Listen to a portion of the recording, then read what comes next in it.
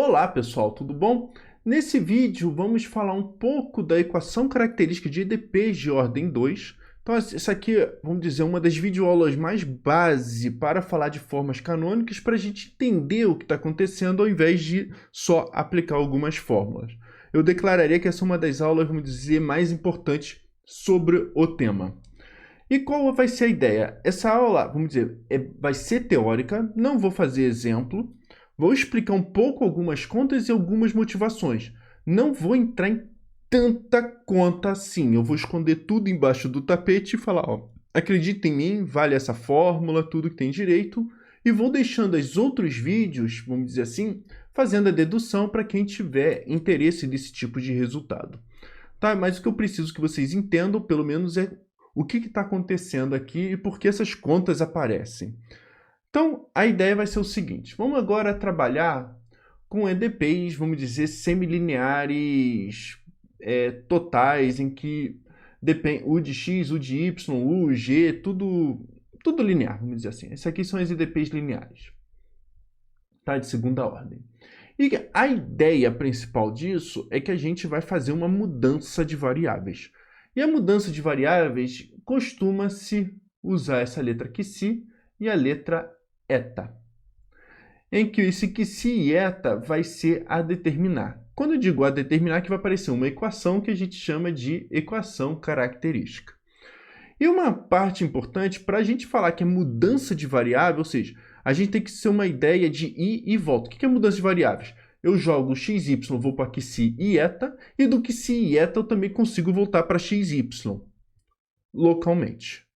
Tá? Então, por exemplo, o que a gente precisa é isso aqui acontecer, normalmente é uma parte técnica, mas isso aqui vai acontecer sempre. E se consegue escrever, por exemplo, que em função de x, y e eta em função de x, y, e acontece isso aqui ser diferente de zero, então só para lembrar quem é essa expressão aqui, é o determinante jacobiano que vem em integral dupla, né? É a derivada em relação a x, que em relação a x, que em relação a y, derivada em relação a x e a derivada em relação a y, e fazemos o determinante desse jogo e pedimos que isso aqui seja diferente de zero. Tá, então, é isso que a gente está pedindo, tá? É exatamente o determinante jacobiano da integral dupla. Quem já viu isso, e o que eu estou dizendo é que se isso aqui for diferente de zero, a gente consegue inverter. Podemos fazer x em função de que se eta e y em função de que se eta. Então, só para não ficar tão abstrato, acho que um exemplo bem canônico assim é a coordenada polar. Tá, aqui eu vou botar x igual a r cosseno θ, y igual a r seno θ.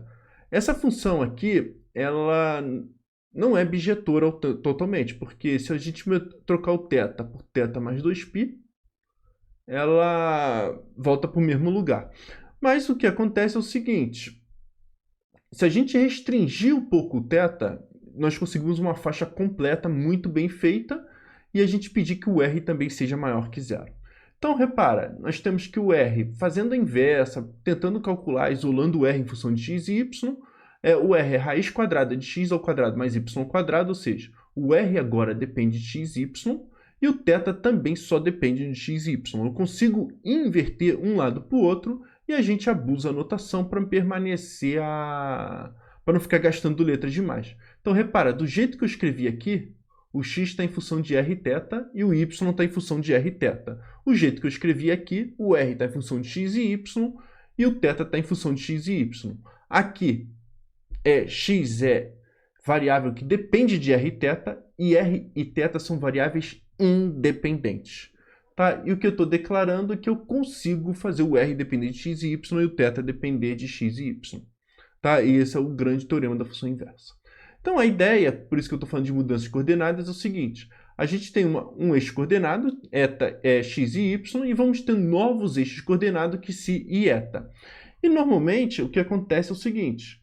Para cada reta, vamos dizer, coordenada aqui, quando a gente joga para o outro lado, vai dar uma outra curva.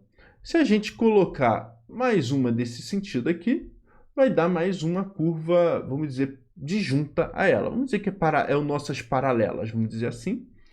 E, analogamente, retas verticais aqui vai em, dependendo de como jogar, vai em outros tipos de retas assim, e outras retas verticais vai em outro lugar aqui. E vamos ter no fundo uma rede. Aqui nós temos esse retângulo aqui, e aqui vamos ter esse retângulo deformado aqui.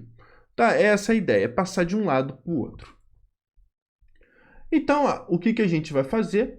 Nós vamos escrever, vamos abusar um pouco a notação, u de xy igual a u de xy e eta de xy.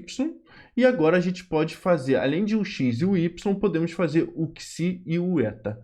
Tá? Normalmente, se fosse querer ser chato, aqui a gente usava uma letra V e faz todas as derivadas em relação a V e troca o xi, que está aqui embaixo, por vxi. Mas não vamos exagerar na quantidade de letras. Então, o que diz a regra da cadeia? Então, a regra da cadeia diz o seguinte, quem é o u de x? Então, vamos derivar isso aqui em relação a x. É exatamente u derivando em relação à primeira coordenada, u xi, vezes xi, mais u eta vezes eta x. Isso aqui é uma fórmula. Então, a gente pode aplicar isso. E repara, a gente teria que derivar de novo. Como que a gente deriva? Quando a gente deriva u de xx, teria que fazer u de xx, u de xy e assim vai, né? Mas u de xx seria o quê? Olha, repara que temos um produto de duas funções. Então, a primeira coisa que a gente tem que aplicar é a regra do produto. Derivada do primeiro em relação a x, vezes o segundo, mais o primeiro vezes a derivada do segundo em relação a x. E a mesma coisa aqui, ó. Derivada de eta em função a x, derivada do primeiro em relação a x, vezes o segundo, mais a derivada do segundo vezes, eu esqueci aqui, vezes o primeiro. E isso aqui foi a regra do produto. Aí na regra do produto a gente tem que mexer agora nisso aqui. Então repara, quem é o xi? O xi é uma derivada, mas é uma função que a princípio depende de xi e eta e também depende de x e y. Tá? A gente vai abusar de novo essa notação aqui, ó. Que a gente está fazendo, olha, desde fazer u igual a isso, agora estamos fazendo u de xi é igual a u de xi disso aqui. Então, ao derivar isso aqui de novo na regra da cadeia, deriva em relação a xi, ou seja, deriva em relação à primeira coordenada vezes xx, deriva em relação à segunda coordenada vezes zx, e depois mantenha o xx e etc, etc, etc. Então, bastante conta aqui. Não vamos entrar nas misturas das coordenadas, mas o que eu quero que vocês reparem é o seguinte, o u de xx ele vai depender de u xi, u xi eta e também talvez de u eta que vai aparecer aqui. E mais nada, só vai ter derivada de segunda ordem. O que eu quero dizer com isso aqui tudo é que depois que eu pego isso, multiplico por A, aí multiplica todo mundo por A, isola todos os coeficientes, bota tudo bonitinho, ou seja, o que a gente pode escrever, olha, u de xx mais bu de xy mais cu de yy, que é a nossa EDP inicial, esses ABCs iniciais, mais termos que não interessam no momento, ela vai se transformar em o A de u de xx, ele vai se tornar alguma coisa que depende de xi eta e eta. O u de xy também vai depender de xi eta e eta mais um etc. E a mesma coisa com u de y. Isso aqui vai se transformar em alguma equação desse aqui embaixo. Para algum atil, para algum betil, para algum cetil e também para algum etc atil. Tá? Vai mudar as equações, mas vai ter o mesmo tipo de rosto. Vai ser linear do mesmo jeito, só vai mudar os coeficientes todos. E por que a gente está falando que isso aqui é importante? Se vai mudar os coeficientes, agora, e o xi e eta ainda está a determinar, ou seja, o ABC eu sei quem é. O xi e eta eu ainda vou decidir quem vai ser. O que eu vou querer pedir é que o atil, betil, cetil tem um monte de zeros aí. Essa vai ser a grande ideia. Então, antes de tudo, fazendo as contas todas, aqui eu peço para vocês concordarem comigo, o atil tem essa expressão aqui, ó, a vezes que x ao quadrado mais b, etc, mais c, tá? O termo que acompanha o xi. O betil, ele tem esse termo horroroso aqui, gigantesco, e o cetil, ele tem o mesmo tipo de equação do atil, tá? Mas ao invés de xi, aparece o eta. Então ela tem essa simetria aqui.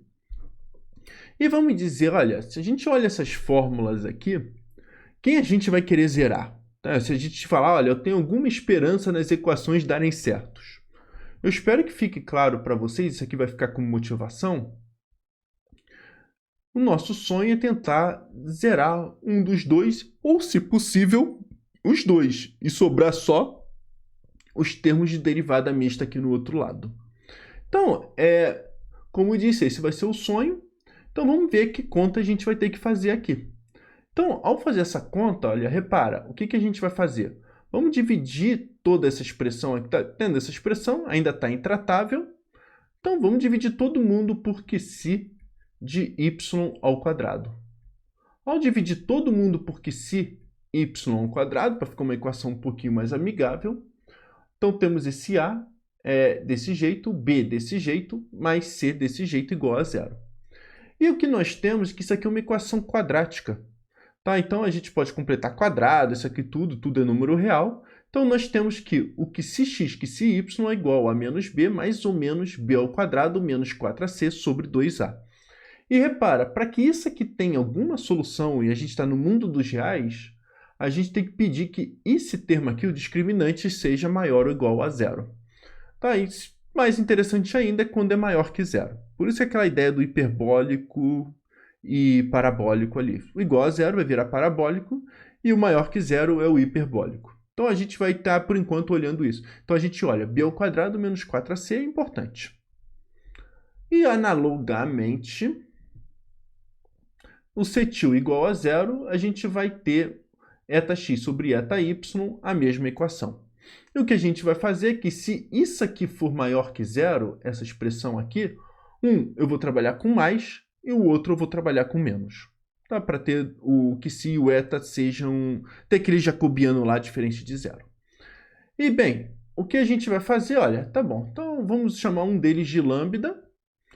Então, chamando um deles de lambda, essa expressão toda aqui de lambda, nós vamos ter essa EDP aqui para resolver, tá? Então, lembra que o lambda, apesar de eu estar omitindo todos os coeficientes, o lambda, tudo isso depende de x e y, tá? Não esqueça disso. Aqui nós temos essa EDP, aplicamos a fórmula de Lagrange, tá? Vai ter esse dxi dividido por zero aqui, vamos dizer assim, eu acho que é mais rápido visualizar assim com a fórmula de Lagrange, tem outras maneiras de visualizar. Em particular, nós temos que essa EDO aqui, ó, dy sobre dx é igual a menos lambda. E repara que se φ de xy é igual a ser a solução geral disso aqui tudo, vamos dizer, é fácil ver, vai ter que fazer uma continha aqui, mas é fácil ver que se exatamente dada por essa φ de xy, ou seja, agora não estamos olhando a constante não, só estamos olhando a expressão de x e y, é solução dessa EDP aqui. Então, é só fazer a continha que eu acho que fica claro. Tá bom? Então, é só ver o que está acontecendo aqui. Enfim, tá? Porque para ser solução dessa EDO, a gente tem que ter φx mais dy sobre dx vezes φ de y é igual a zero, né? Que é a regra da cadeia. Aí olha as expressões, etc. E vê que bate com isso aqui, tudo bem. Tá? Então, o que eu quis dizer com isso? Então, nós estamos dizendo que se igual a φ de xy é a mudança de coordenadas desejadas. E, por enquanto, eu sei que vocês não estão entendendo agora nada, quem está assistindo pela primeira vez, peço para assistir de novo, tá? Mas a gente tem fórmulas para mudança de coordenadas que faz o ATIL zerar, tá? E depois a gente vai fazer um exemplo na próxima aula. Então, por exemplo, a fórmula final que nós vamos ter, e é isso que eu queria chegar nessa aula, que é deduzível, nós temos uma equação característica que é dada por isso aqui, ó. Então, repara, olha o que está acontecendo aqui, de novo. Vê que eu fiz uma miscelânea de mudanças de letras aqui para entender o que está acontecendo. Olha, que se x sobre que se y é exatamente o lambda. Tá? É isso que a gente está chamando de lambda. Essa expressão aqui toda é o nosso lambda. O lambda, ele é a raiz dessa equação aqui. Mas quem é lambda? Lambda é exatamente menos dy sobre dx. Mas se o lambda é menos dy sobre dx, a equação que a gente tem que resolver é isso aqui. em que a gente vai usar fórmulas quadráticas, tá? Aquele mais ou menos b ao quadrado menos 4ac. E ao resolver isso, tá? Então, agora uma outra coisa de tecnicalidade é que o a já podia ser zero, tá? Já vinha a EDP já com a igual a zero direto. O que a gente vai querer fazer é que de vez em quando é melhor trabalhar com essa equação aqui, ou se caso a comece igual a zero, podemos trabalhar com a equação equivalente, que é essa aqui. Tá? Ou seja, no fundo a gente divide todo mundo por dy dx ao quadrado. Tá? Então, essa expressão aqui, dividir por dx dy, pensa esse dx com dy como quociente. Tá? Aí vocês veem que essas duas equações são equivalentes, ou quem quiser entrar na mistureba aqui em cima, só entender. Tá? Então, repara que se o caso b ao quadrado menos 4ac for maior que zero, temos duas raízes, e se tiver duas raízes, nós conseguimos o atil e o cetil igual a zero. Ou seja, o hiperbólico nós temos uma forma de resolver, e tudo que a gente está fazendo aqui é se e somente se. Então é isso que eu queria um pouco passar para vocês. Nós vamos ter essa equação, que ela vai aparecer do nada na próxima aula, mas ela é na dedução, ela é uma conta que está sendo feita, ela é teórica. Tá bom? Então, basicamente é isso que eu queria passar para vocês. Espero que tenham gostado dessa aula. Recomendo muito que depois dá mais uma outra assistida, mesmo que não entenda 100%. Só olhe o que está acontecendo, tá bom? Então, na próxima aula vamos fazer alguns exemplos. É isso, espero que tenham gostado. Até a próxima.